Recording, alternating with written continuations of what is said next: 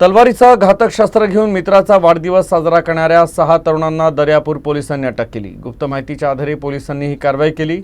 पोलिसांनी आरोपींकडून 2 चारचाकी वाहनांसह लाखोंचा मुद्देमाल जप्त केला। उपविभागीय पोलीस अधिकारी सतीश कुलकर्णी यांच्या मार्गदर्शनात पोलिसांनी तत्काळ कारवाई करून अभय कैथवास, मोहित राऊत, श्रीकांत डाळू, अपूर्व लहाने, रितेश पखान आणि संचित मानकर यांना अटक केली।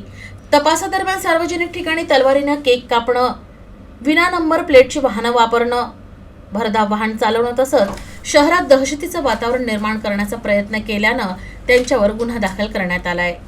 पोलिसांनी त्यांच्याकडून 1 तलवार, 3 चाकू, 2 दांडे, 2 कार, 3 दुचाक्या, 6 मोबाईल असा एकूण 13,81,000चा मुद्देमाल जप्त केला आहे।